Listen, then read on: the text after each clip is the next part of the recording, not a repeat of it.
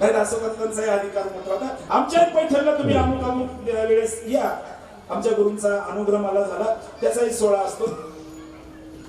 6-1 महिने गेले असतील आणि दासोपंत आंबेजोगाईहून पैठणला आहे. त्या परिसरातली इथं मंडळी काही असते आणि थोडा उशीर झाला यायला. त्यावेळेस लोक 6-7 वाजता झोपायचे, 7-8 वाजता. Early to bed, early to rise, it's make you healthy, wealthy and wise. लवकर निजे, लवकर ब्रह्ममुहूर्तावर उठायचे ना. आपलं घरी गेल्या 12ला जेवण, 3ला झोपणं, असं आपलं ब्रह्ममुहूर्तावर झोपणं असतं. एक वाक्य होतं छान, ज्याला ब्रह्ममुहूर्त दिसत नाही त्याला ब्रह्म कसं कळायचं. ब्रह्ममुहूर्तावर उठणं ज्यांना होत नाही त्यांना चराचरातलं ब्रह्म कधी दिसणार. उठल्यावर दिसतच असं नाही, पण ब्रह्ममुहूर्त ज्यांना माहित नाही त्यांना ब्रह्म कसं कळणार. समजून घ्या थोडे थोडे बारकावे. आणि हिलाळ पेटले होते, शेतीची राखण चालली होती, रात्रीची वेळ होती, सगळं पैठण सामसूम झालेलं होतं. आणि बाहेर विचारलं की नाथांचा वाडा कुठं. नाही म्हणे मध्ये जा, गावाच्या मध्येच नाथांचा वाडा आहे. हे बैलगाडीतून खाली उतरले आणि पाहतोय तर दारामध्ये दत्त महाराज चौकदारकी करायला, हातामध्ये असा काय तो दंड आपला चांदीचा, आणि चौकदारकी करतायत. वॉचमन सारखे चौकदारकी करायचं नाही, आता इंग्रजीत सांगावं लागतं. यांनी साष्टांग दंडवत घातला, कारण की ते सुद्धा दत्त उपासक होते ना. म्हणले महाराज तुम्ही इथं काय म्हणले, आपण चौकदारकी करायला असतो नाथांची. खळखळ डोळ्यात पाणी आलं. म्हणजे नाथ आमच्याकडे प्रवचनाला आले, आपण सारीपाठ खेळत होतो, नाथांचं पाऊल पडलं, तुम्ही गुप्त झाला. मला असं वाटलं की नाथांचा अधिकार कमी आहे, तुम्ही त्यांच्या दारात चौकदारकी करता. काय बरं कारण होतं, तुम्ही नाथ आल्यावर तुम्ही का गुप्त झाले. त्यावेळेस दत्तप्रभूंनी दिलेलं उत्तर आहे का, अरे नाथांचा अधिकार इतका मोठा, दासोपंत इतका मोठा की एवढ्या मोठ्या माणसासमोर, एवढ्या मोठ्या माझ्या भगवत भक्तासमोर मला सारीपाठ खेळायची लाज वाटली, म्हणून मी गुप्त झालो. येतं ना आपण कधी कधी काय काय डोकी लावतो काहींबद्दल, महात्म्याचा महिमा कळत नाही. आणि ज्यांच्या दारामध्ये दत्तप्रभूंनी चौकदारकी करावी, ज्यांनी परिपूर्ण नाथांवरती कृपा करावी, त्यांच्या प्रसादातून ज्यांनी भागवताची रचना करावी आणि त्या असलेल्या नामचिंतनाचा आनंद अख्ख्या मानव जातीला कळावा, म्हणून लागून या पाया जनावी नवी मुखी बोलात. अरे ज्यांच्या घरी भगवान कृष्ण परमात्मा जवळजवळ 36 वर्ष राहतो वेगवेगळ्या नावाने, 12-12 वर्षांनी तो नाव बदलतो. तो कधी विठा म्हणून येतो, तो कधी काना म्हणून येतो, तो कधी श्रीखंड्या म्हणून येतो. इतका ज्यांचा मोठा अधिकार आहे, त्यांनी आपल्या पाया लागावा. संत महात्मे समाजाच्या बऱ्याच वेळेला पाया लागलेले. कर जोडून विनवित, कर जोडून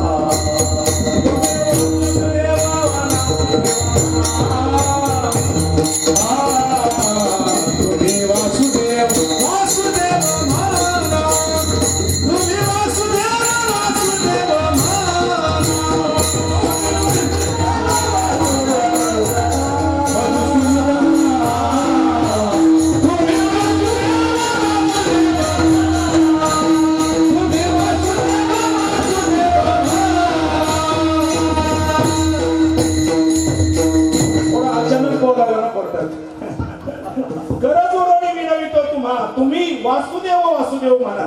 सकळांच्या पाया माझे दंडवत, आपुलाने चित्त शुद्ध करा.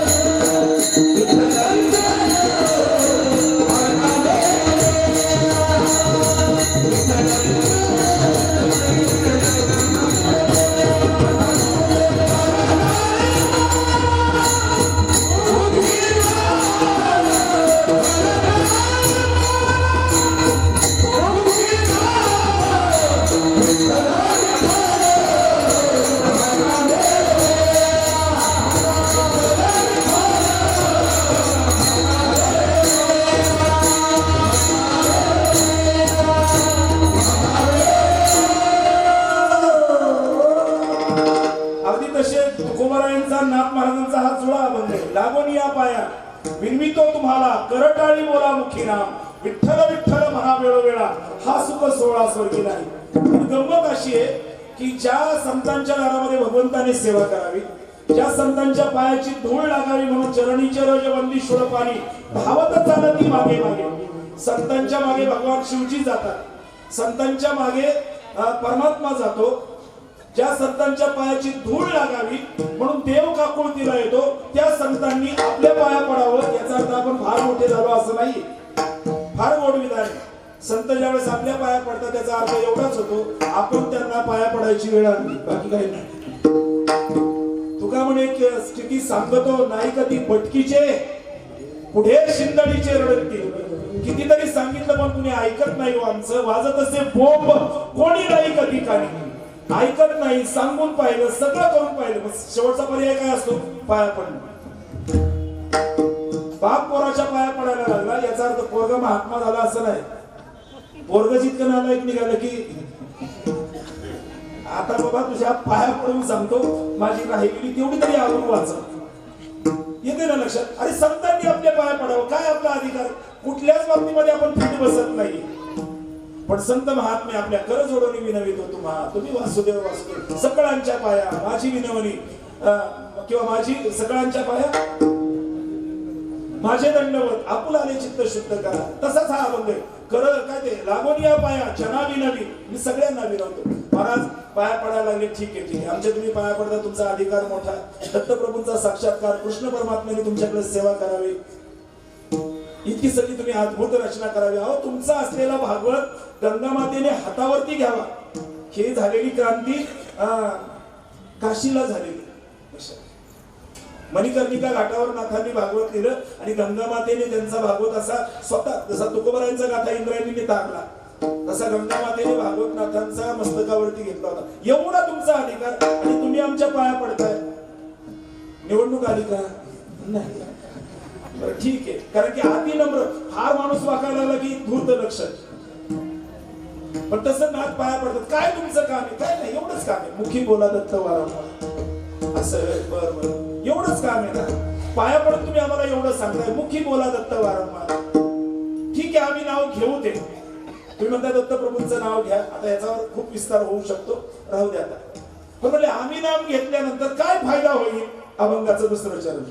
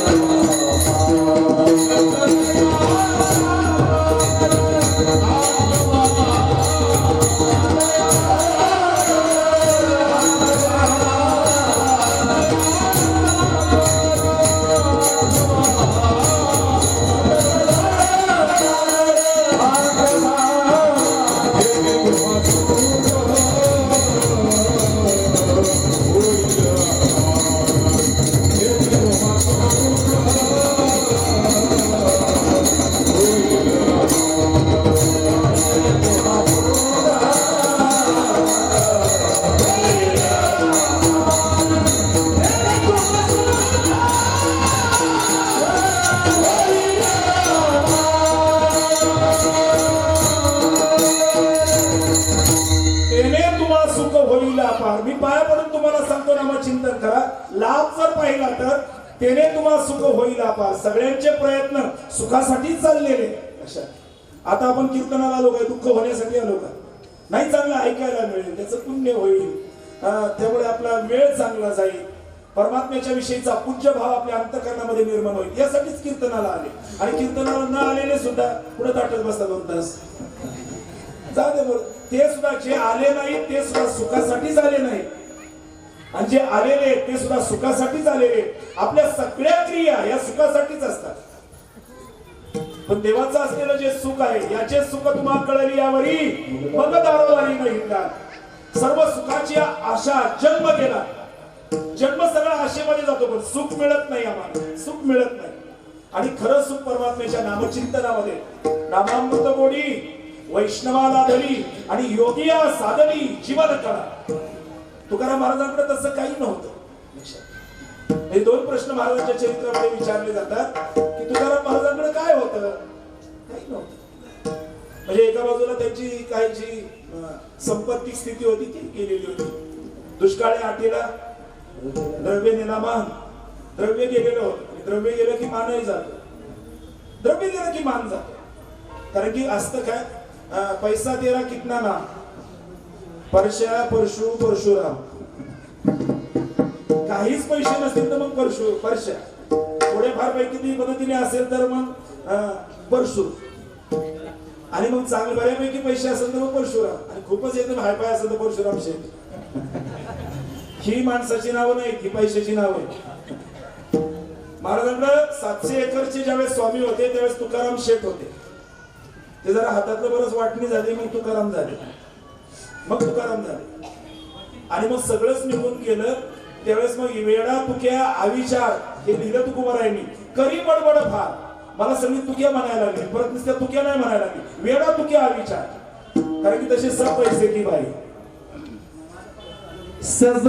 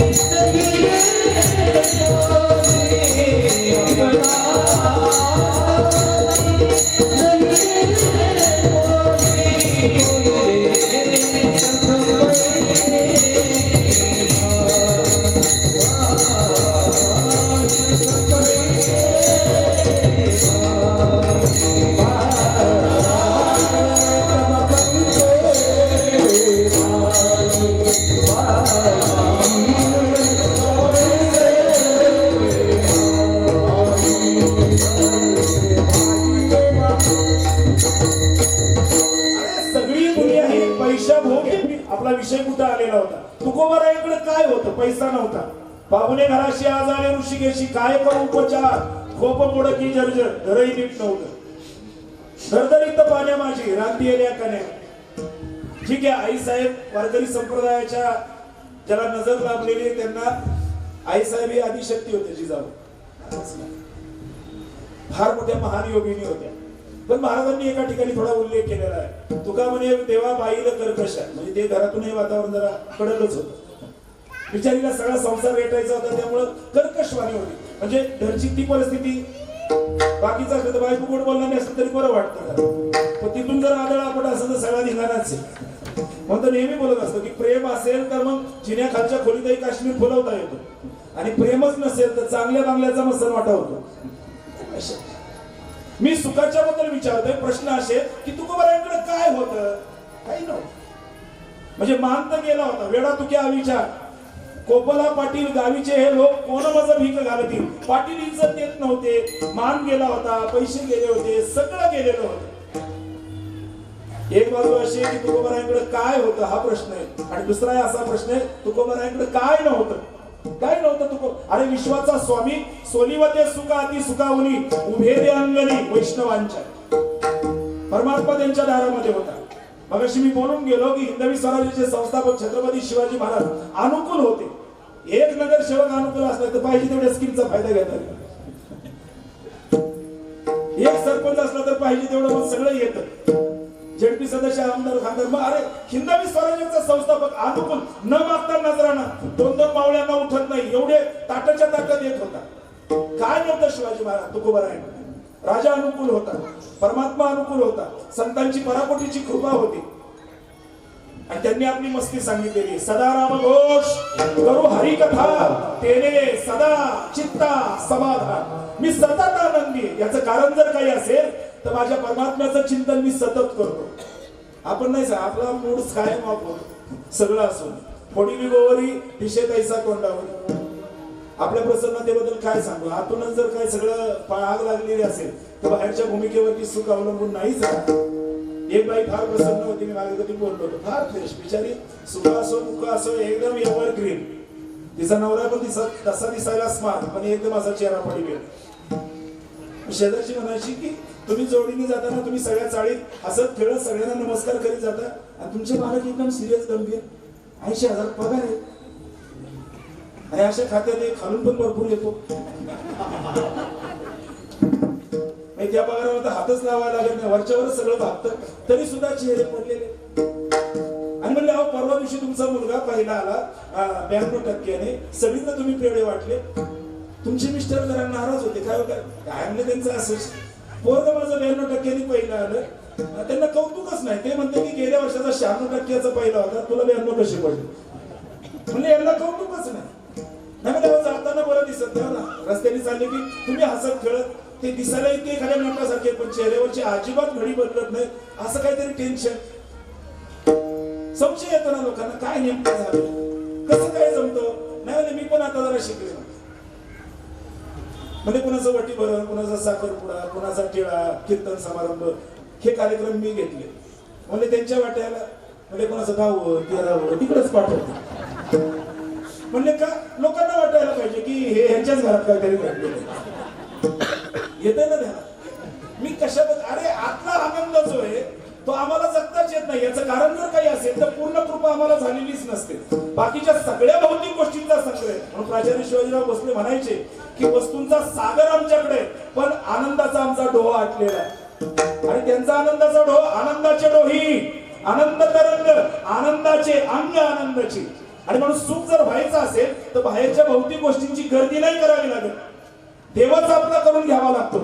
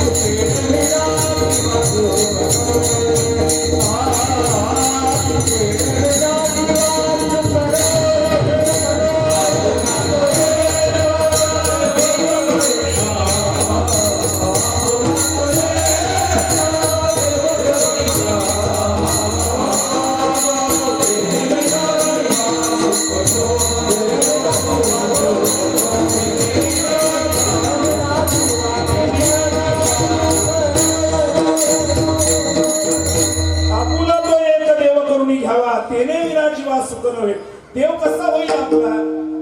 कधी कधी कधी बाई मध्ये भावाचीच मुलगी करून आणली, चांगला देवा लावला तो. भावाची मुलगी करून आणली म्हणजे सून करून आणली, असं करून घेता येतं काही. मग देव आपला करून कसा घेता येईल. काही पैसे दिल्यावर देव आपला होतो का. तुकाराम महाराजांनी कशाने देव आपला होतो याची फार चांगली सूची दिलेली आहे आपल्याला. आवडीने भावे किंवा भावे गावे गीत शुद्ध करून या चित्त. फार चांगल्या निर्मळ मनाने परमात्म्याला गा. भावे गावे गीत शुद्ध करून या चित्त. तुझं व्हावा आहे देव तरी हा सुलभ उपाय. अनेकांचे कानी गुणदोष मना नाही. कोणाचीच टीका आणू नको कानावर आणि तोंडातूनही काढू नको. काय होईल? तुझं व्हावा आहे देव तरी हा सुलभ उपाय. मस्तक ठेंगणा करी संतांच्या चरणा. तुझं व्हावा आहे देव तरी हा सुलभ उपाय. तुका म्हणे फार थोडा तरी परोपकार, थोडा तरी परोपकार करत जा. कशासाठी करायचं महाराज? इथं निळाच्या घामातून पैसा कमावा लागतो, एक एक पै काढावी लागते. अरे करत जा. तुझं व्हावा आहे देव तरी हा सुलभ उपाय. ह्या गोष्टी करायच्या नाही देव आमचा व्हावा. कसा होईल तो? देव आपला होण्यासाठी मुखी बोला दत्त वारंवार. काही पथ्य पाळायची असतात आणि काही गोष्टी करायच्या असतात. टेंबे स्वामींचं घोराष्टक चाललेलं आहे ओंकारेश्वर मंदिरात, व्याख्यानं चाललेली आहे. तुळशीदास महाराजांचा दवा त्याच्यामध्ये मोहनाताई चित्रांच्या मुखातून आला. म्हणजे तीन गोष्टी करा, तीन गोष्टी करा. देवाने तुम्हाला दर्शन नाही दिलं तर तुमच्या टांग खालून जाईल असे तुळशीदास म्हणाले. म्हणजे कोणत्या तीन गोष्टी नाही करता रे? म्हणजे तीन गोष्टी पाळा. एक परनिंदा, त्याच्याशिवाय आपला दिवसच जात नाही. सारखी टीका. बरं टीका करतो हे पण ध्यानात येत नाही. सारखी निंदा. परनिंदा, परधन आणि परस्त्री. अख्खं जग फसलेलं आहे. त्यामुळे देवदर्शन नाही. म्हणून आपलं चरित्र आपला मोबाईल चांगलं सांगतो. असं आपला मोबाईल आपण किती लायकीचे ते आपला मोबाईल चांगला सांगतो. ते आपण कोणाशी चॅटिंग करतो आणि त्याच्यामध्ये काय काय आपण दडवलं आपल्या मोबाईल चरित्र कोणालाच कळत नाही. आता आधुनिक काळाच्या भूमिकेतून मी बोलतो. हे कमीत कमी ठीक आहे, काही वासनेच्या भूमिकेतून फसलो असेल, पण देवाला ह्या गोष्टी चालतच नाही. परद्रव्य परनारी यांचा धरी जो विठाळ, देव भाग्य येते घरा संपत्ती त्या सकळा. समजून घ्या.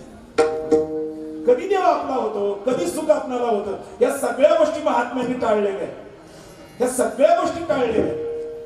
किंवा जमत नसेल तर देवाला प्रार्थना करायची. कामे नेले क्रोध नेले अवलोकू मुख बहु वाटे दुःख फुटो बाहेर दय. ही चारित्र्य शुद्धता जोपर्यंत, कारण की दत्तप्रभू शुद्ध आहे, अरे परमात्मा शुद्ध आहे. अवधूत या शब्दाचा अर्थ काय होतो? जो आशा रहिते आकार, जो वासना रहिते तो वकार, ज्याने सगळं धुवून टाकलेलं आहे तो धकार, आणि जो त्रिगुणाच्या पलीकडे आहे तो तकार. अवधूत वासना घालवलेली काय त्याला अर्थ काय घेतला? आशा. ज्यांनी सगळे आशा घालवलेल्या आहेत. आशा रहित, वासना रहित, धवल चारित्र्याचा आणि त्रिगुणाच्या पलीकडचा, म्हणून त्याला अवधूत म्हटलं जातं. म्हणून त्याचं भजन, त्याचं चिंतन अत्यंत महत्वाचं. कारण की नामाने सगळे विकार जातात. म्हणून सगळं इथं वारंवार त्याला इंग्रजी शब्द चांगला आहे, फ्रिक्वेन्सी. सातत्याने फ्रिक्वेन्सी पाहिजे. आपण नाही होतं यावं तुम्ही चिंचवडला सारख्या 2-2 मिनिटाला गाड्या मग बरं वाटतं. लवकर या बरं का. एक गाडी सकाळी आली तर मग एक संध्याकाळीची, मग ती वेळेतच गाठावी लागते. तसं भगवंताची अपेक्षा आहे. सततम कीर्तयन्तो माम यतन्तश्च प्रवृत्तः नमस्तश्च माम भक्त्या नित्य युक्ता उपासते. ज्याची सतत नित्य उपासना आहे. आपण दत्त जयंती पुरता आलं, दत्त झालं की नंतर मग सगळं काम फत्ते लगेच. म्हणजे ठीक आहे, सातत्याने नामचिंतन झालं पाहिजे. अरे जनाबाई काय त्या मीराबाईंना विचारलं, दिन में कितने नाम जपती हो? ठीक आहे, काही मोजतात, कॅल्क्युलेटरवर मोजतात नामाचा जप, चांगले. मोजायच्या नादात का होईना जास्त होतो. माळा मोजतात, चांगली गोष्ट आहे, वाईट नाही. पण एक असं 10 माळा 15 माळा काही करतात जप. एकदा मीराबाईंना एकाने विचारलं, दिन में कितने नाम जपती हो? त्यावेळेस मीराबाईंनी सांगितलं होतं, दिन में कितने नाम जप, सांस की कोई गणती करता है? श्वास कोणी मोजतं का? जितके श्वास तितकं नाम, श्वासाश्वासावर नाम बसवणं. अरे ज्ञानोबा आपण इतके मोठे, अख्खं जग आळंदीमध्ये येतं, पण माऊलींचं विधान समाधीला बसतानाच असं आहे, किंबहुना नित्य नव्हे माझे श्वासोच्छवासही प्रबंध व्हावे. प्रबंध पीएचडीचे प्रबंध नाही, कृष्ण विष्णू हरी गोविंद या नामाचे निखळ प्रबंध. माझी आत्मचर्चा विशद उदंड गाती परितयापाशी पांडवा. मी हरपला दिवसावा जेथ नाम घोष बरवा करती नसते. नित्यने मनाने ते प्राणी गुरु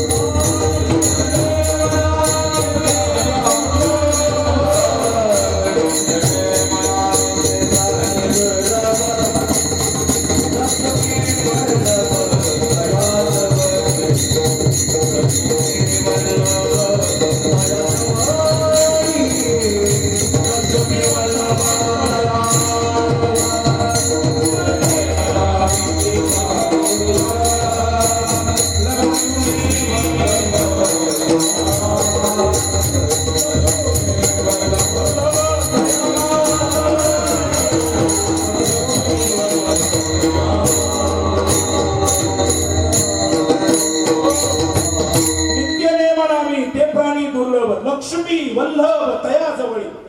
हरिपाठात ज्ञानोबा राय बोलतात, नाम कधी घेतलं तर लाभदायकच आहे, पण त्याच्यामध्ये सातत्य पाहिजे. लक्षात देवाची काय अपेक्षा आहे ते ऐकून घेऊ ना. हे जी थोर भक्ती आवडते देवा, संकल्पावी माया संसाराची, किंवा नाथांचंच प्रमाण आहे ना की आवडे देवाशी तो ऐका प्रकार, नामाचा उच्चार रात्रंदिवस सातत्याने याचा नामाचा उच्चार. याचा अर्थ काम बंद नाही करायचं. देह काम करी मन गोविंदी रंगले हो. कृपा करून थोडं समजून घ्या. मला वाटतं आता मी म्हणजे काय, मला काय त्यांचा मी काही शिष्य वगैरे नाही, काही नाही, पण आदर आहे. संप्रदायातल्या सगळ्याच महात्म्यांबद्दल आदर.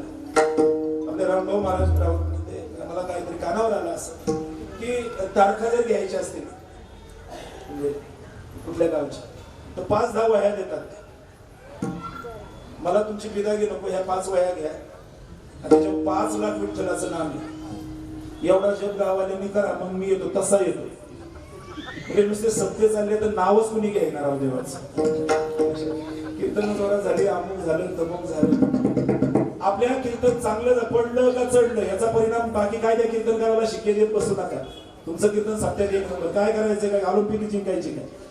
त्या कीर्तनाचा परिणाम होऊन आपण नामसाधना किती केली, आपल्यातले दोष किती निवृत्त झाले, याला कीर्तन चांगलं म्हणायचं. ते कोणाचंही असो. वारंवार तुमच्या पाया पडून सांगतोय, वारंवार दत्ताचं नाव घ्या. काय का कोण देतात हकारोनी सांगे तुका नाम घेता राहू नका. यावी नारिका सदा साधन वाहत असे आन विठोबाची. पांडुरंगाची शपथ घेऊन सांगतो, याच्या इतकं सोपं दुसरं कुठलं साधन नाही. का तुकोबारांनी का कोण केला यावं. म्हणून देवाला आवडेल आणि घ्यायला अवघड नाही ना, काय कुठेही घेता येत.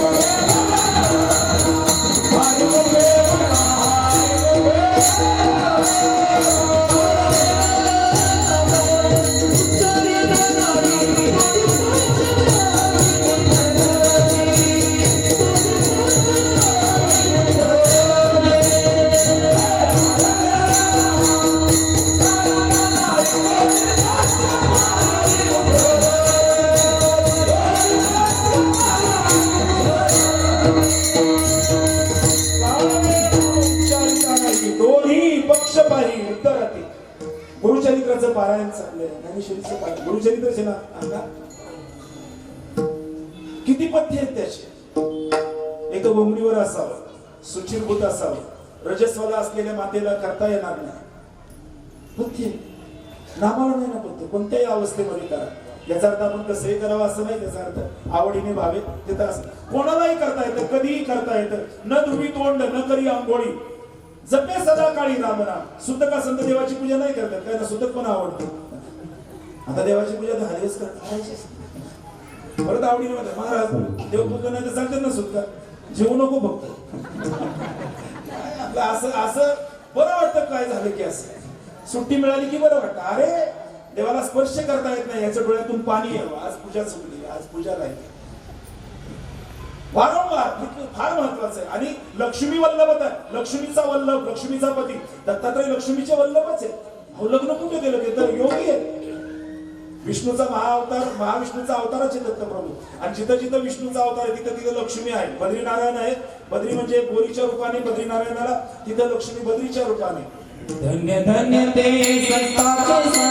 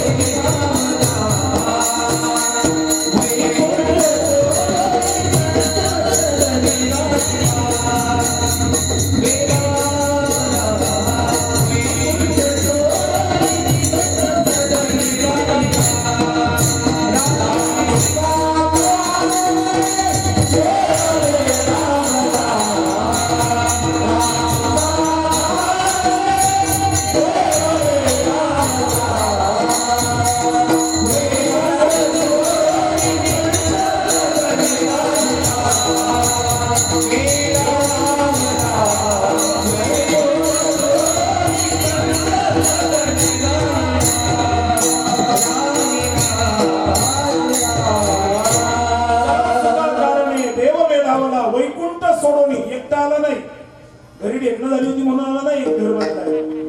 वैकुंठ सोडवली संत सदनी राहिला, धन्य धन्य वैष्णव सदन. वैष्णव सदन म्हणजे शाळा नाही तिथे, धर्मशाळा नाही तिथे, जेथे लक्ष्मी सहित शोभे नारायण. लक्ष्मी सहित तो आमच्या घरामध्ये प्रवेश करतो. विषय आला होता की बद्रीनारायण तिथे आहे. ज्ञानोबा विष्णूचा अवतार लक्ष्मी, जयाची द्वारी सोन्याचा पिंपळ, पिंपळाच्या रूपाने लक्ष्मी, आणि इथं दत्तप्रभूंच्या पाठीमागे कामधेनूच्या रूपाने लक्ष्मी. लक्ष्मी त्याला सोडूनच राहत नाही. पाय धुवावयाच्या दैवा पात्रच नाही, पण सातत्याने नामचिंतन करणाऱ्याच्या जवळ ऐश्वर्य येतं, शांती येते. वैभव लक्ष्मीची माता माऊली आता त्या व्रत करतायत. वैभव लक्ष्मी बाई किती कातुसलेली असते त्यावेळेस. पोरांनी जर मागितलं ना काय खायला प्या, गप्पा मुडद्यांनो सगळं मला करायला लागत आहे, अमुक माझं अजून पुस्तक वाचायचं राहिलंय, पुस्तक वाचायचं राहिले, हे असं उरकाउरकी ही आवरावरती तर नाही. लक्ष्मी कृपा करून ठीक आहे, एका ठिकाणला भूमिका बोलत नाही. लक्ष्मी म्हणजे काय नुसती पैशाची आवक व्हावी याला लक्ष्मी नाही म्हणत. आपलं शरीर चांगलं असणं ही तन लक्ष्मी आहे, आपलं मन पवित्र असणं ही मन लक्ष्मी आहे, घराने घराचा परिसर वनाने सजलेला असेल ही वन लक्ष्मी आहे, तुमचा चेहरा प्रसन्न असणं याला वैभव लक्ष्मी म्हणतात. सत्ता तुमच्या हातामध्ये असेल आणि भ्रष्टाचार न करता सगळीकडे खूप चांगल्या पद्धतीचं समाजकार्य असेल तर त्याला साम्राज्य लक्ष्मी म्हणतात. परंपरेने एखादी गादी राजेशाही थाटाची जर चालायला मिळत असेल तर त्याला राजलक्ष्मी म्हणतात. ज्ञानोबांनी मोक्ष लक्ष्मी म्हटलं, विवेक लक्ष्मी म्हटलं, नम्रता असेल तर ती विनय ही संपत्ती म्हटलं. लक्षात. आणि मग ते घर असं संपन्न होतं. मला तुमच्या घरी यायला आवडतं कारण की तुमच्या दारामध्ये तुळशीचं रोप असतं, तिथं ताट उभा असतं म्हणून मला तुमच्या घरी यायला आवडतं. ऐकलेला विचार आहे. तुमच्या घराची दारं सतत उघडी असतात, जणू काही ओठच उघडून या म्हणत असतात म्हणून मला तुमच्या घरी यायला आवडतं. तुमचं घर सज्जनांचं स्वागत करतं, दुर्जनांना अंतर्मुख करतं म्हणून मला तुमच्या घरी यायला आवडतं. अजून तुमचं घर अन्नाला परब्रह्म मानतं. ह्या अन्नाला अन्नाला म्हणजे खायला प्यायला, म्हणजे अन्नाला परब्रह्म मानणं म्हणजे काय? तुमच्या घरात खाटूक खुटूक शिजत नाही आणि दिवाबत्तीच्या टायमाला बाटल्या फुटत नाही, याला म्हणायचं की तुमचं घर अन्नाला परब्रह्म मानतं. नाही तर मग माणसं म्हणले भारी असतात. तसं काय नसतं त्यांचं बाहेर, जे करतात ते सगळं घरी येऊन करतात. बर अरे ते घर काय कुठं असं असतं? अरे जब पति समझदार होता है तो मकान बन जाता है, पत्नी समझदार होती है तो घर बन जाता है, दोनों समझदार होते हैं तो घर का मंदिर बन जाता है, जब बच्चे समझदार होते हैं तो घर का स्वर्ग बन जाता है, और सब साथ साथ में रहते हैं तो वो घर स्वर्ग से भी सुंदर होता है. House is build by hands but home is build by heart. दगडविटांनी बांधलं जातं ते हाऊस असतं आणि अंतकरणाने बांधलं जातं त्याला खऱ्या अर्थाने होम म्हणतात. फार्म हाऊस जे घरी करता येत नाही ती हाऊस तिकडं कर, ते हाऊस. पण सर्वस्वाचा होम करावा लागतो, ते स्वीट होम. आपलं घर झालं पाहिजे. जाऊ दे ते समाजकार्य, आपल्या घराची असलेली भूमिका अत्यंत समर्थ पद्धतीने सजली पाहिजे, नटली पाहिजे. त्यासाठी दत्त आमच्या घरी आले पाहिजे आणि ते येतात त्याच वेळेस ज्यावेळेस त्याचं नामचिंतन केलं जातं त्यावेळेस. कीर्तन आता परवा कालच संपली कीर्तन. साखरला जावं होता सकाळी, एक महाराज होते अमृत महाराज शेवकरी, कदाचित माहित असेल तुम्हाला. म्हणले महाराज कीर्तन झाली, छान झाली. मला माझ्या कीर्तनाचं माहिती नाही काय सांगितलं. म्हणले माझं जवळजवळ 50-1 लाखाचा व्यवहार होता आणि मला खाली जायचं होतं शिक्रापूरला, पण नेमकं कीर्तन लावून तुमचंच कीर्तन. म्हणलं आता व्यवहाराचं जरा होतं, जरा काम होतं, जायचं होतं आणि गेलो ना पाऊण तास. कीर्तन पाहत राहिलो, पाऊण तास गेला. आता त्याच्याकडे जायचं, कुठं साखरचं ट्रॅफिक तोडवीत जायचं, पैसे जाणार नव्हते लगेच, पण भेट ठरलेली होती की अमुक अमुक वाजता यायचं. पण काय सांगू म्हणले महाराज, आता ते कार्यक्रम उरकला, निघालो, ज्याच्याकडे जायचं होतं तोच माझ्या दारात आला. काय प्रचिती देवाची. मी कीर्तनाचं माझ्या देवा शपथ मला सांगायचं नाही, पण मी जे ऐकतोय ते इतक्या आत्मीयतेने ऐकलं तर ज्याच्याकडे जायचं तोच आपल्याकडे चालत येतो. तो माणूस असो नाही तर देव असो नाही तर तो संत असो. नदगती सायास जावे वनांतरा, सुखे येतो खरा नारायण. पण यासाठी मात्र मुखी बोला दत्त वारंवार बद्ध भजन मध्ये व्हायला पाहिजे होतं. पण दत्ताचं नाव घ्यायला सांगितलं ते भजन करू आणि थांबू.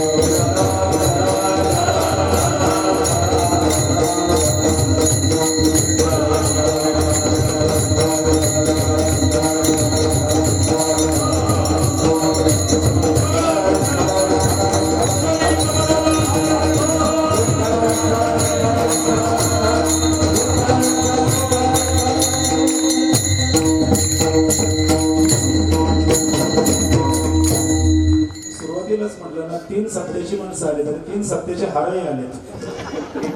काय कधी कधी काही ग्रामीण भागात म्हणजे मध्ये हारच नसतो कीर्तन करायला. एकदा अशी गंमत झाली होती की ते हार यायला ना मध्ये एकाने हळूच गेला आणि देवाचा हार काढला, तो मला हात घातला.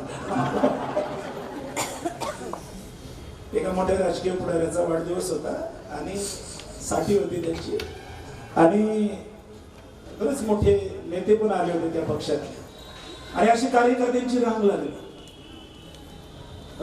आणि तो नेता उभा राहिला आणि त्याचा जबरदस्त आहे, हा मोठा माणूस ठीक आहे, आम्ही त्याच्यापेक्षा वरिष्ठ आहोत आणि इतके याच्यावर कार्यकर्ते पण त्याचा चेहरा पडलेला आणि तोच शेवटी काउंटिंग करत होता. असं करता करता 50 हार मोजले, कोणी जो प्रमुख पाहुणे होते त्यांनी.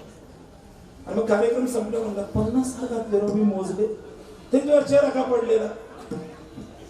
त्यांनी सांगितलं मला 100 हाराचे पैसे दिले होते, 50 झाले, 50 कुठं गेले. सगळं मी काही नव्हतं केलेलं आहे. हाऊस ज्याला आहे, ज्याला खूप प्रेम आहे, हे अण्णांची कमाल आहे. विठाला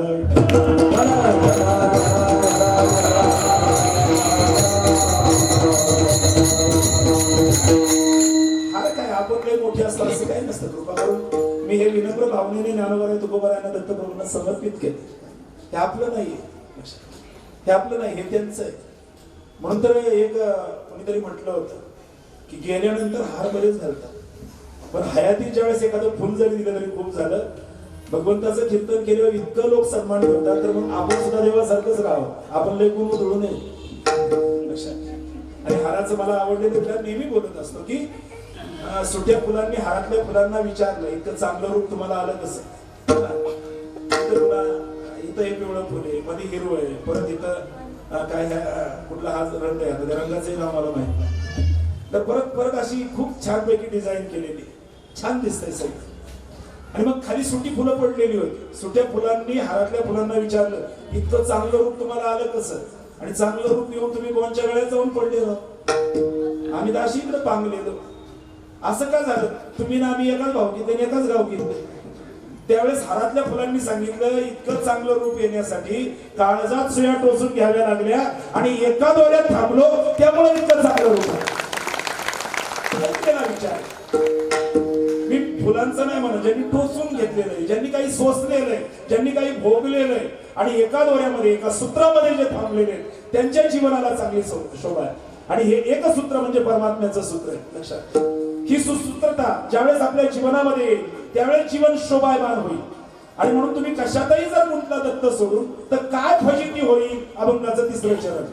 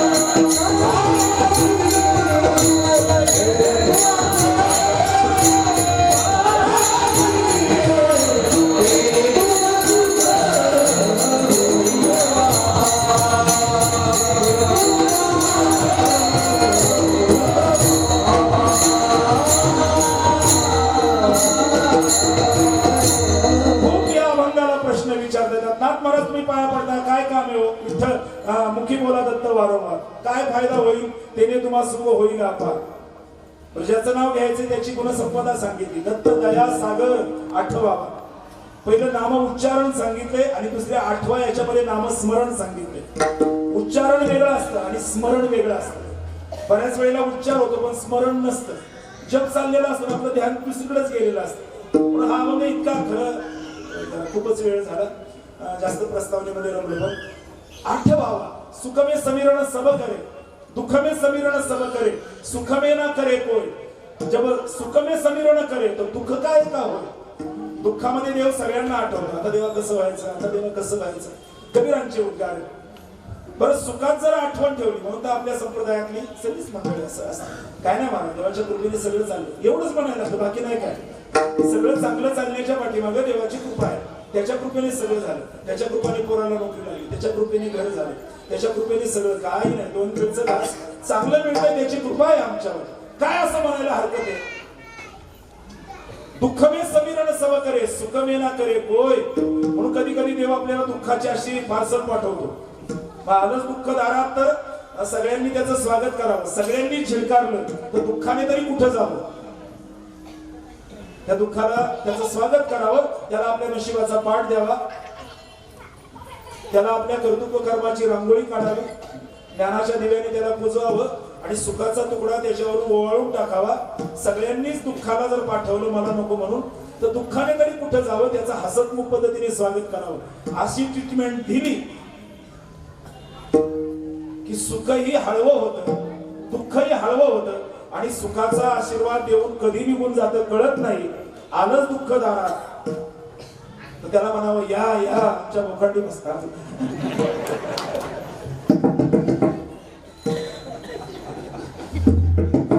संत महात्मे कसं म्हणले, या आमच्याकडे या. अरे त्यांना त्या दुःखाचा दवा करण्याची ताकद लक्षात. दुःखाचं रूपांतर सुखामध्ये करतात, ते नामचिंतनाच्या माध्यमातून निर्माण करतात. सुख होईल दुःखाचे, दुःखाचं रूपांतर सुखामध्ये करतात. म्हणून दुःख हे रॉ मटेरियल आणि नामचिंतनाने त्याचं सुखामध्ये रूपांतर करतात. अशा स्वरूपाचं दुःखाचं सुखात रूपांतर करण्याची दीक्षा संत महात्मे देतात. म्हणून दत्त दया सागर आठवावा. अरे बाकीचा सागर जरी असला तरी सागर बऱ्याच वेळेला बुडवतो. सागराच्या कडेला थांबून लाटत बरेच गेलेले हरे हरेश्वरला. तिथं आमचा एक भाऊ गेला, चलत भाऊ. आम्ही शोधायला 8 दिवसांनी पण गेलो, लागली का बॉडी आता. तर ते म्हणले तुम्ही पुण्याचे का. हा नाही म्हणजे पोरं गेली नाही, नेहमी पोरं जातात म्हणजे पुण्याची जास्त जातात. म्हणलं का नाही म्हणजे ते ऐकतच नाही कुणाचं. आम्ही सांगत होतो त्या पोरांना पुढे जाऊ नका, ते तुम्हाला काय कळतंय. ती गेली ती परत आलीच नाही. मी कशाबद्दल बोलतोय, सागरच आहे ना. पण बाकीचे सागर तुम्हाला पुरवतात आणि दत्त सागर मात्र असा आहे की तो तुम्हाला भवसागरातून पार करतो.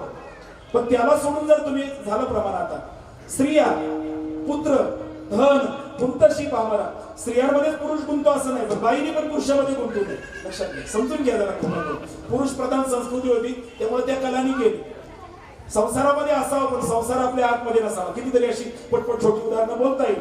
नावेमध्ये काय ते पाण्यामध्ये नाव असावी पण पाणी नावेमध्ये अजिबात नसावं. आपण संसारात असावं पण संसार आपल्या आतमध्ये नसावा. रंगोली रंगात साऱ्या रंग माझा वेगळा आणि गुंतो आणि गुंत्यात साऱ्या पाय माझा मोकळा.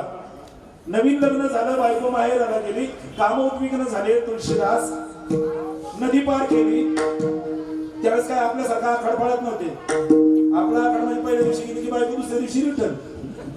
8 आठवडा म्हणजे अख्खा आषाढ महिना जायचे. यांना उद्विग्नता आणि मग भरल्या गंगेमध्ये त्यांनी गंगा पार केली. माहिती आपल्याला ही सगळी कथा. मी न गुंतण्याबद्दलचा दृष्टांत सांगतो. त्यांना मध्ये वाटलं की त्याला अंधार पडलेला होता, फोटकाला वाटलं प्रेतालाच धरलं. बरं गंगा नदीमध्ये काही प्रेत सडत नाही पण त्याचा थोडा वास वगैरे आलेला. मग ते प्रेतातून त्याचा आधार घेत पलीकडे आले. लवकर सांसून झाली होती. सासरवाडी त्याने मामाचीच पोरगी केलेली होती. त्यामुळे सगळं अजून पहिलंच माहिती होतं कुठं काय कुठं काय. ते चढताना त्यांना वाटलं की बायकोनीच दोर सोडलाय. ज्या दोराला धरलं तो दोर नव्हता, साफ होता. आतमध्ये धपकन उडी मारली. बायकोला ती सेपरेट खोली होती माहेरात. उठली, घाबरली थोडी. आम्हाला घाबरू नको मी आलो. मग गंभीराच्या दिव्यामध्ये पाहिलं. म्हणजे काय आले नाही म्हणले मला दमच निघाला. म्हणजे अलीकडच्या मग ती इतकी अधिकारी होती. तुम्हाला काय वाटतं का नाही, मी अर्धांगिनी आहे तुमची, अख्खं जीवन समर्पित केलं. 8 दिवस नाही झाले तर तुम्ही आलात. मला तुमची लाज वाटते ना. अस्थिमय देहमय ताये जैसी प्रीती. अस्थिमय म्हणजे या हाडाच्या मांसाच्या शरीरावर तुम्ही प्रेम करता एवढं. अस्थिमय देहमय ताये जैसी प्रीती वैसी तो रघुराममय होती नाही नाही भवभीती. हेच जर प्रेम तुम्ही रामावर लावलं तर भवभीती राहणार नाही. बायकोच गुरु झाली. लाज होती त्यामुळे निघाले पटकन. काहींनी सोडलेले मंगळवारात मारले की बुधवारात उभे, बुधवारात मारले की शनिवारात उभे. तिथून जे निघाले ते हिमालयातच.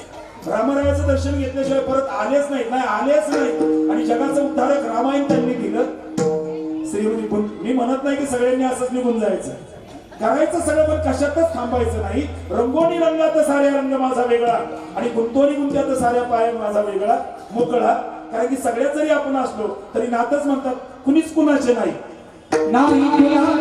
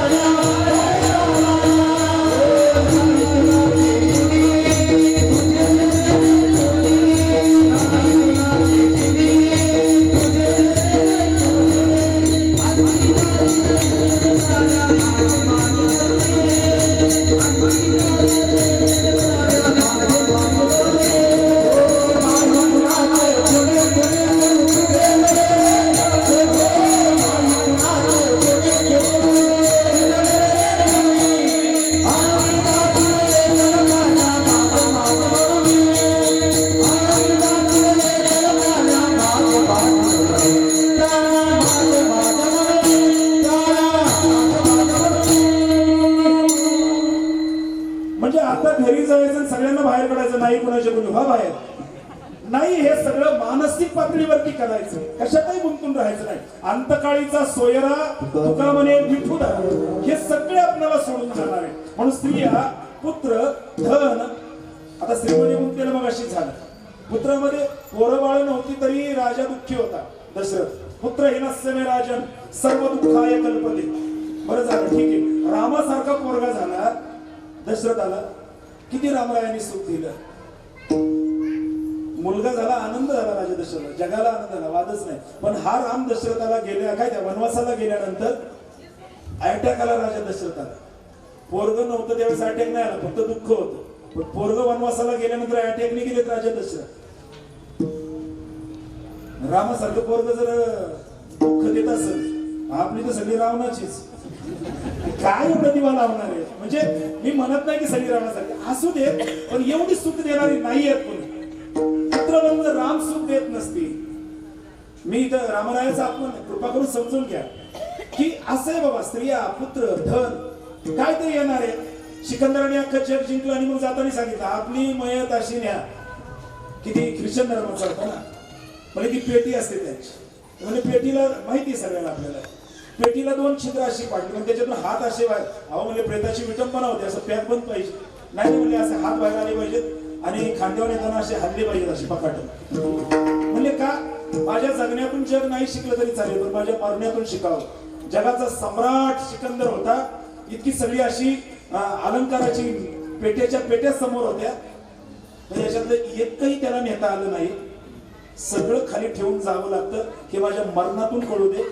म्हणजे सगळंच ठेवावं लागतं. त्याच्यासाठी एवढा कशाला जीव गुंतवायचा.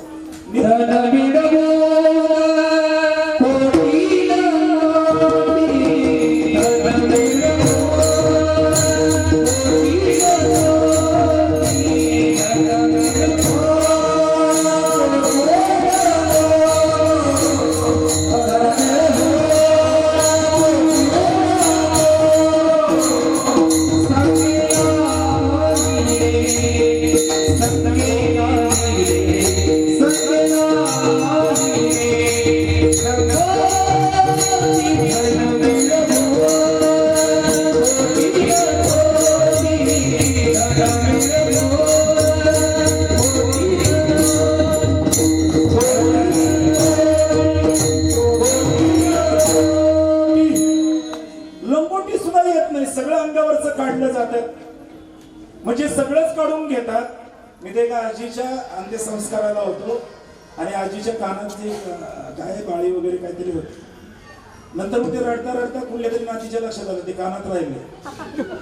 तर म्हणजे न्यायचंच होतं ना, ठेवायचंच होतं. पटकन गेली, खसकन ओढली तर कानातून रक्त आलं. इतकं गोळा केलेलं जर अशी वडाताडा असेल तर काय देव सोडून इतकं तानातान करायची. करू नये असं मी म्हणत नाही. बरं आमचा सचिन बसलाय म्हणजे काय आहे, हरभऱ्याची शेती आपण करतो. शेतकरी हरभऱ्याची भाजी मिळावी म्हणून शेती नाही करत. हा, हरभऱ्याची भाजी चांगली आहे खायची फोडून, पण शेवट उद्देश काय असतो? हरभरा मिळावा.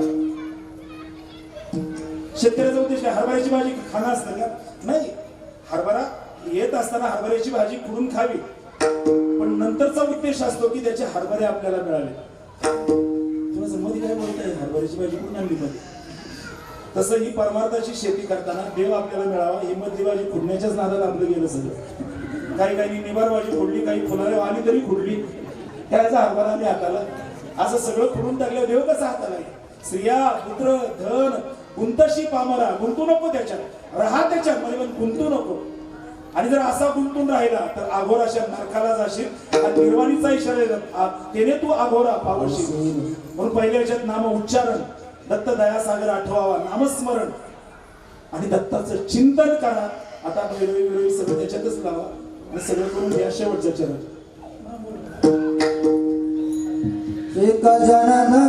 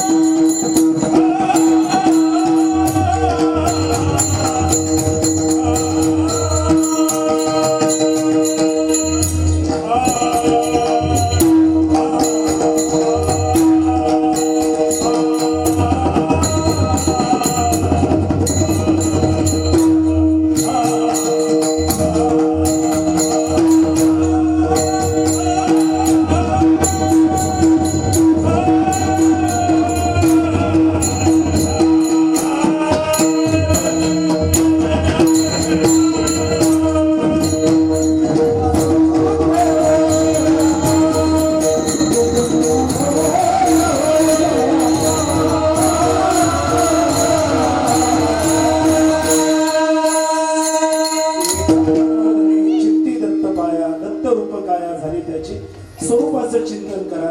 पहिल्या चरणामध्ये मुखी बोला दत्त वारंवार नामोच्चारण, दत्तदया सागर आठवावा स्मरण, आणि तिसरा चित्ताचा वाचक आहे. शेवटच्या चरणामध्ये एका जनार्दनी चित्ती दत्त पाया चिंतने चिंतने दत्त रूपता. आणि म्हणून आरतीतल्या एका चरणाचा सरळ फक्त विचार करावा लागेल. दत्त दत्त आयसे लागले ध्यान, हरपले मन झाले मनमन, ज्याला हायर माइंड म्हटलं जातं, ज्याला विश्वमन म्हटलं जातं. एक दत्त दत्त ऐसे लागले ध्यान, हरपले मन झाले उन्मन, मी तूपणाची झाली बोळवण. कशामुळं? एका जनार्दनी श्री दत्त ध्यान. त्याचं ध्यान केल्यानंतर अशा स्वरूपाला आपण पोहोचतो.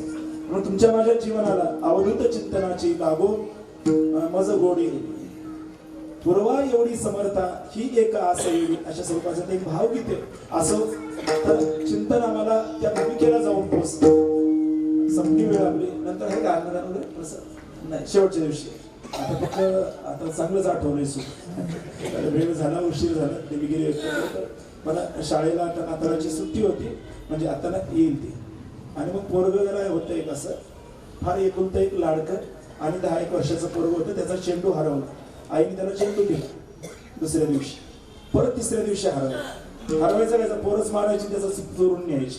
पोरग लय भोळं होतं, फार गोंडस होतं, एकुलता एक होतं, श्रीमंत घरचं होतं आणि त्याचा 4-5 दिवस हरवला. आई दररोज एक चेंडू द्यायची. म्हणले बाबा असलं कसलं रे, दररोज चेंडू तुझा हरवतो, 30 रुपये मला द्यावे लागतात, 30 रुपयाचा चेंडू. आता चेंडू हरवला ना, तिकडे तुझं काळ करायचं. जवळजवळ 12 चेंडू हरवले होते, 13 चेंडूचे पैसे आईने दिले. पोरग म्हणलं आता चेंडू बरं ठीक आहे. आणि त्या दिवशी नेमका हरवला चेंडू. म्हणजे आई फार माझ्यावर रागवली, फार खवळली, आता जायचंच नाही घरी. म्हणलं आई इतके शिवाय दिले, चेंडू कसे जातात, तोंडच दाखवायचं नाही, अमुक नाही तमुक नाही. छोट्या मुलाला थोडा राग आला, छोट्या नाही मोठ्या पोरांना पण राग येतो. आई खूप सांभाळून घेते, पण थोडं काय बोललं की पोराला नाकाच्या शेंड्यावर. आणि मला आता घरीच जायचं नाही. बागेमध्ये जाऊन बसलो पोरग, त्या बाजूला अंधार होता, बागा खाली बसलं. लवरी आली त्याच्या खाली, त्याच्या बाकावरती ते बसले, त्यांचे पाय हा पाहत होता पोरगा. आई मित्राकडे जाईल, मोबाईल करीन, कोणाला त्याला भेटायचंच नाही. आता आईला घाबरं करून ठेवायचं का, चेंडू हरवला होता ना, भीती वाटत होती पोराला आईची, आणि आईचा राग पण आला होता. आणि अंधाराचा जो कोपरा होता, ती लवर त्यांचं चाललेलं होतं बोलणं.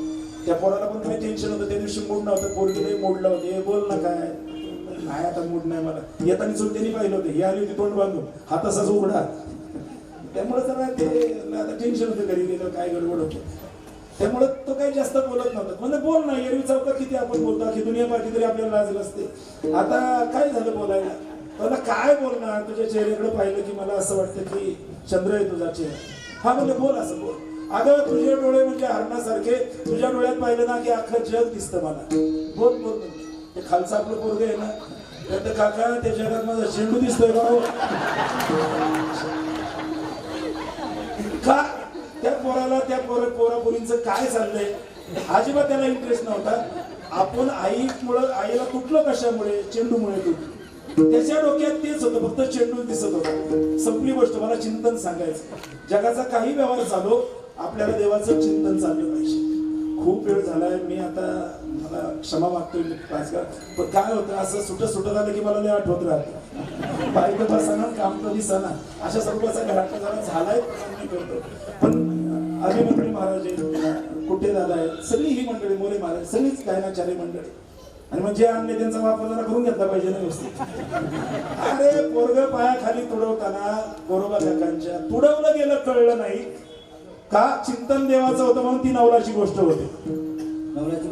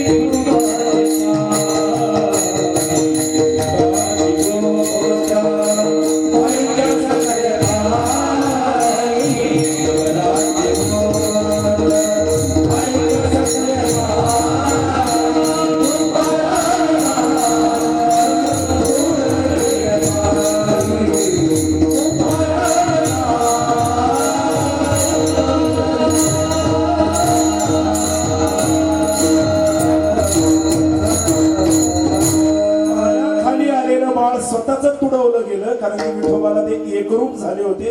एका जनार्दनी चित्ती दत्त पाया, दत्त रूप काया झाली त्याची. दयागण परमात्म्याला एवढंच फक्त कुणाच्या घरात काय काय असतं ते ध्यान ठेवावं. इकडे हे मिळेल, तिकडे बासरी होती ती ठेवली परत काढून द्यायची होती पण वेळ झाला म्हणून आता काय करायचं.